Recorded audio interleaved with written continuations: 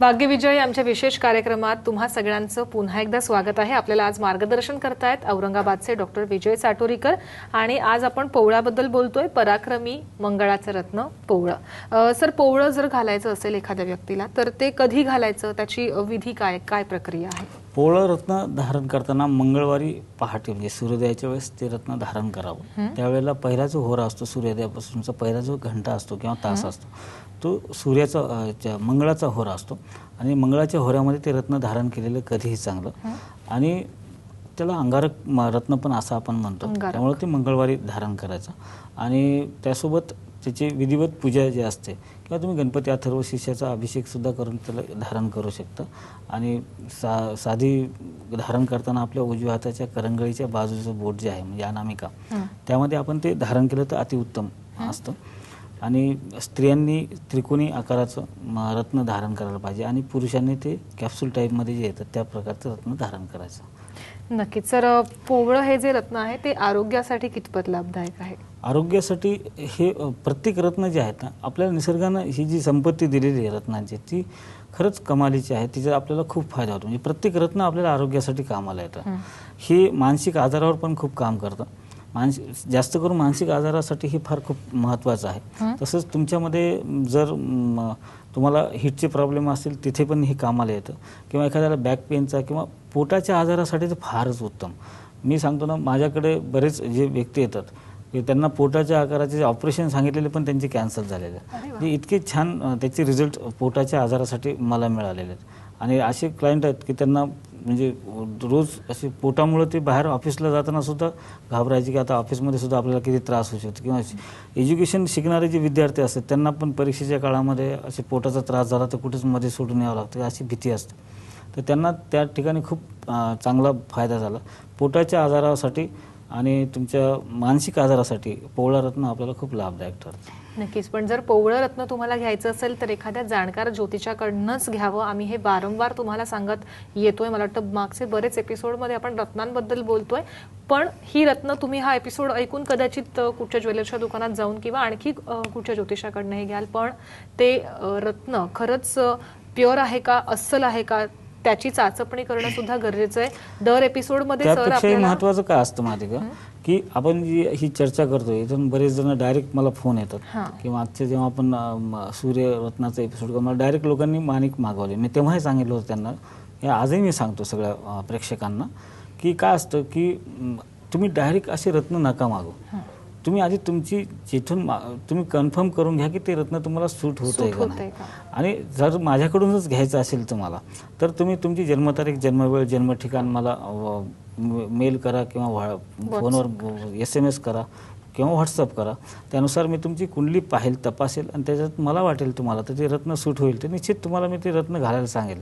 रत्न कुठूनही घेऊ शकता, माझ्याकडूनच घ्या, माझं असं बंधन नाही, पण महत्त्वाचं आहे की ते तुम्हाला किती कॅरेटचं लागतं आणि ते खरंच तुम्हाला सूट होतं का आणि ते घेतलेलं रत्न किती प्युअर आहे हे पण तपासून पहा, त्यानंतरच ते धारण करा।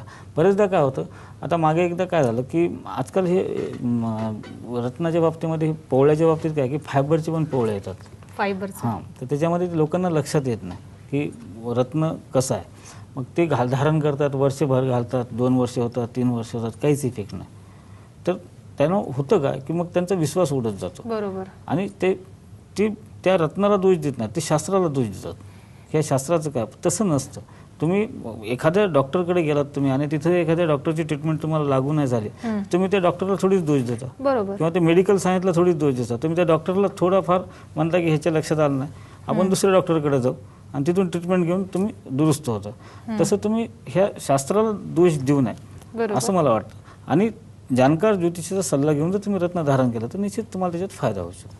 नक्कीच सर, खरं तर अनेक मेल झालेले आहेत, आपण चौथ्या सेगमेंटमध्ये घेतोच मेल, पण एक जो मेल आहे तो खरं तर खूप महत्त्वाचा आहे। एका ताईंनी प्रचंड खूप भावनाविभोष होऊन तुम्हाला जवळपास 2 ते 3 पानांचं लेटर लिहिलं, आणि त्यांच्या मुलीबद्दल लिहिलंय की त्यांच्या मुलीचं लग्न ठरतं आणि मोडतंय, अनेक वेळा ते ठरले आणि अनेक वेळा ते मोडले, त्याच्यामुळे त्यांना प्रचंड चिंता लागून राहिलेली आहे। माझी मुलगी प्रचंड छान आहे दिसायला, तिचं एज्युकेशन पण व्यवस्थित झालेलं आहे, म्हणून त्यांनी तुम्हाला कुंडली पण मेल केलेली आहे आणि त्याचप्रमाणे त्यांनी वास्तूचा मॅप सुद्धा पाठवलेला आहे। तर काय करता येऊ शकतं असं त्यांनी प्रचंड कळकळीचं विनंती केलेली आहे, काय उपाय करता येऊ शकतात? तर ह्यांची जी मुलगी आहे ना, तिची जी कुंडली पाहिली मी, तिच्या लग्नस्थानचा स्वामीच मंगळ आहे आणि ते मेष लग्न आहे आणि त्याच्या सप्तमामध्ये म्हणजे लग्नासोबत तिथे केतू पण बसलेला आहे. म्हणजे मंगळ आणि केतूची युती लग्नस्थानात आहे आणि सप्तम स्थानामध्ये राहू आणि शनीची युती आहे. मग काय होतं अशा वेळेस, आणि प्लुटो पण सप्तमामध्येच बसलेला आहे. असं होतं काय अशा वेळेस की सुरुवातीला ह्यांना स्थळं चांगल्या प्रकारचे येतात, तेव्हा हिचे हिचं ॲम्बिशन्स असतात, महत्त्वाकांक्षी असतं स्वभाव, दिसायला सुंदर आहे मुलगी ती, कारण तिचं मेष लग्न असल्यामुळं त्याच्यामध्ये पाहायचं कामच नसतं. ते मेष लग्नाचे सगळेच सुंदर असतात दिसायला. आणि महत्त्वाची गोष्ट काय की तिच्यामध्ये कॉन्फिडन्स लेवल खूप आहे, स्वतःवरचा विश्वास खूप असतो, कारण मंगळ स्वतः तिथे बसलेला आहे. म्हणजे धडाडीचा स्वभाव आहे तिचा. आणि महत्त्वाची गोष्ट काय की डेअरिंग असते त्यांच्यामध्ये, की आपण स्वतःवर विश्वास ठेवून आपण जे काही काम हातात घेऊ ते पूर्ण करण्याची ताकद त्यांच्यामध्ये असते. तर अशा वेळेस काय होतं की त्याच्यामुळे त्यांचं स्वतःच्या जीवनाकडे पाहण्याचा दृष्टिकोन त्या ॲम्बिशियस असल्यामुळं ते कामाकडे जास्त लक्ष देतात. आणि जसं वय वाढत जातं तसं आईवडिलांना चिंता लागून जाते की आपल्या मुलीचं लग्न लवकर त्या वयामध्ये झालेलं बरं असतं. त्यांचं पण ते साहजिक असतं, कारण ते मुलीमध्ये त्या वयामध्ये लग्न करणं का महत्त्वाचं असतं, ती नाजूकपणा जी कोमलता असते ती त्या वयामध्ये असते. जसं वय वाढतं तसं ती कोमलता नाहीशी पण होते. पण त्यांची ती चिंता बरोबर. तर ह्यांनी मला वाटतं की ह्यांच्या त्या मुलीच्या लग्नासाठी सप्तमातचा स्वामी जो आहे त्याचे रत्न आणि पंचम स्थानाची जी रत्न आहे, हे 2 रत्न जर धारण केले, त्यासोबत त्यांनी राहूची आणि शनीची उपासना केली तर निश्चित 3 ते 4 महिन्यामध्ये तिचा विवाह जमायला पाहिजे. नक्कीच. मला पोवळ्याबद्दल आपण पुन्हा एकदा बोलूयात, कारण की आजचा जो विषय आहे आपला तो पराक्रमी मंगळाचा रत्न पोवळ्याबद्दल बोलतोय. सर, पोवळा घालून असे काही व्यक्तींची उदाहरणं तुमच्याकडे आहेत का की त्यांचं संपूर्ण आयुष्य बदलून गेलेलं आहे? अशी काही उदाहरणं तुमच्याकडे आहेत का? आहेत ना, अशी बरीच उदाहरणं आहेत की ज्यांच्या नाकावरची माशी पण उठत नव्हती. असे बरेच उदाहरणं आहेत माझ्याकडे की जे काहीच करत नव्हते. आता माझ्याकडे एक लेडीज होते, त्या पोलीस डिपार्टमेंटला काम आला आणि त्यांचे मिस्टरांचं पहिले छोटासा जॉब होता प्रायव्हेट कंपनीमध्ये आणि तो गेला आणि ह्यांना जॉब लागल्यामुळे मग त्यांना ते साधं काम करायचे कुठेतरी, मग त्यांची पुन्हा काम करण्याची इच्छाच होत नव्हती, म्हणजे भीती वाटायची त्यांना काम करायला. मग ते असे आले. तर आज त्यांना मग मी सांगितलं की हे पोवळा घाला तुम्ही. पोवळ्यासोबत त्यांना एक पुष्कराज पण दिला होता आणि ते पुष्कराज आणि पोवळा घातल्यानंतर एक बदल असा झाला की त्यांचं कॉन्फिडन्स लेवल थोडा वाढला, डेअरिंग पण वाढली पोवळ्यामुळं. आणि त्यांनी एक छोटा वडापावचा गाडा टाकला, आज त्यांचं हॉटेल आहे. हे एवढा मोठा बदल त्यांच्यामध्ये झाला, म्हणजे त्यांच्या मिसेसच्या नोकरीपेक्षा तिप्पट ते कमवतात. ते जेवढं म्हणजे एवढी त्यांची कमाई सुरू झाली. पहिले त्यांना असं गिल्टी फिलिंग मिळायचं की मी माझ्या पत्नीच्या जीवावर जगतो, तर ती जी गिल्टी फिलिंग आहे ती त्यांची नाहीशी झाली त्याच्या. क्या बात आहे. सर, विद्यार्थ्यांसाठी सुद्धा हे पोवळं रत्न लाभदायक ठरू शकतं का? हां, निश्चित.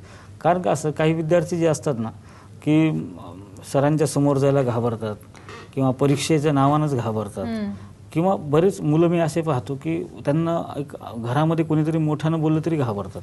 बरोबर की म्हणजे वडीलला जरी मोठ्यानं बोलले तर वडिलाच्या समोर यायची हिंमत होत नाही त्यांची, समोर येऊन बोलणार पण नाहीत ते. तर असे जे विद्यार्थी असतात हे त्याला आपण काय म्हणतो की कान कोंडल्यासारखं होऊन जातं त्यांना, की त्यांना समोर फेस करायची त्यांच्यामध्ये हिंमत नसते. मग त्यांचा अभ्यासात एकाग्रता नसते, सतत धास्तीमध्ये राहणं, हे सतत एक प्रेशर येतं त्यांच्यामध्ये. ते प्रेशर त्यांचं जातच नाही, ती अनामिक भीती त्यांच्या मनामध्ये असते. पण त्यांना असं नसतं की समोरचा माणूस खाणार नसतो किंवा त्यांना मारणार नसतो, काहीच नसतं, पण ह्यांच्या मनामध्ये त्या माणसाबद्दलची एक भीती बसलेली असते. शाळेमध्ये सुद्धा क्लासमध्ये सुद्धा एखादे शिक्षक असतात त्यांच्या बाबतीत त्यांच्या मनामध्ये भीती बसलेली असते. किंवा लहान मुलं मी पाहतो सिनियर KG मधले असे बरेच माझ्याकडे पालक येतात. ते म्हणतात की पहिले 3-4 महिने शाळेमध्ये व्यवस्थित जायचं, पण नंतर अचानक काय झालं की याला तो शाळेतच जात नाही. शाळेमध्ये असा किस्सा काहीतरी घडलेला असतो की त्या मुली किंवा मुलाच्या समोर त्याच्या मॅडमनं किंवा सरांनी कोणाला तरी मुलाला रागा भरलेला असतो, मोठ्यानं बोललेलं असतं, काय ती एक धास्ती यांच्या मनामध्ये बसलेली असते. तर अशांसाठी सुद्धा आपण ते पोवळा रत्न तिथं पेंडॉलच्या रूपात, लहान मुलांना सहसा मी अंगठी देत नाही, त्यांना पेंडॉलच्या रूपामध्ये आपण धारण करू शकतो. ओके. सर, खरं तर काही गोष्टी असतात ना की ज्या कुंडलीवरनं लक्षात येतात, किंवा काही मुलं अबोल असतात लहानपणापासूनच, किंवा काही पती पत्नीमध्ये काही प्रॉब्लेम असतील, तर असे जे काही प्रॉब्लेम असतील ते तुमच्याकडे येऊन कन्सल्ट करू शकतात का? जर असं कन्सल्टेशन करता येऊ शकत असेल तर तुम्ही आमच्या प्रेक्षकांना एक महत्त्वाची गोष्ट सांगतो की प्रेक्षकांना सांगण्यात मला खूप आनंद वाटेल की काय असतं की समुपदेशन ही फार महत्त्वाची गोष्ट आहे. की तुम्ही माझ्याकडे आलात म्हणजे काहीतरी घेतलंच पाहिजे किंवा काहीतरी केलंच पाहिजे असं काहीच नसतं. काही लोकांना मी सजेशन असे देतो की तुम्ही फक्त येऊन चर्चा करा, मला सांगा तुमचे प्रॉब्लेम काय आहेत, आणि त्याच्यातून बाहेर पडण्यासाठी आपले प्रयत्न आहेत की ईश्वरी उपासना बरोबर यश आहे. आता असे बरेच पती पत्नी माझ्याकडे येतात की त्यांच्यामध्ये एक प्रकारची एकमेकाबद्दल असे गैरसमज झालेले असतात, चुकीच्या पद्धतीचे झालेले असतात. मग ते गैरसमज दूर करणं, किंवा तरुण मुलगा असतो आणि तो अचानकच आई वडिलाच्या विरोधात जातो, त्याला त्याचं आवडतच नाही की आपल्या वडिलांनी जे आयुष्यात डिसिजन घेतले ते चुकीचे घेतलेत असं त्याचा एक समज झालेला असतो आणि तो आई वडिलाला नेहमी डॉमिनेट करत राहतो की मग त्याच्यामुळे त्या दोघांमधलं कम्युनिकेशन खराब होऊन जातं. तर अशा वेळेस पण आम्ही त्यांना त्या मुलाला समुपदेशन करतो. बरेचदा एज्युकेशनमध्ये सुद्धा मुलांना काही प्रॉब्लेम येतात, तिथे पण आपण त्यांना समुपदेशन करतो. ही फ्रस्ट्रेशन किंवा डिप्रेशनचा प्रॉब्लेम असेल तर त्यांना पण आपण समुपदेशन करू शकतो. तर अशा पद्धतीनं कोणतीही समस्या असो, माझं म्हणणं की तिथे तुम्ही ह्या दृष्टीनं येऊ नका की आपण त्यांच्याकडे चालू ज्योतिषी म्हणून येऊ नका. तर माझ्याकडे मी आत्तापर्यंत म्हणजे मला सांगायला फार आनंद वाटतो, भूषण वाटतं की आत्तापर्यंत 17 ते 18 मी घटस्फोट थांबवलेले. तर मला त्याच्यात खूप आनंद वाटतो. मी 5-5 तास देतो त्या दोघांना. दोघांना 1-1 तास एकांतामध्ये बोलतो, मी त्यांना समजून सांगतो की नेमकं तुमचे प्रॉब्लेम काय. क्षुल्लक कारणं असतात, क्षुल्लक गोष्टी असतात. भांडणं पती पत्नीचे एकमेकांमुळे कधीच नसतात, ते आजूबाजूच्या पाहुण्यांमुळे असतात. ते येऊन गेला, तो असं म्हणून गेला, हे जे गोष्टी असतात त्याच्यामुळे असतात. छोटे प्रॉब्लेम असतात किंवा इंटरफिअर त्यांच्या जीवनामध्ये जे असतं. तर ह्या सगळ्या गोष्टीसाठी आपण त्यांना उपाय पण देऊ शकतो आणि त्यांना समजून पण सांगू शकतो. नक्कीच. भाग्यविजय या कार्यक्रमामध्ये एका छोट्याशा ब्रेकसाठी थांबतेय, तुम्ही कुठेही जाऊ नका.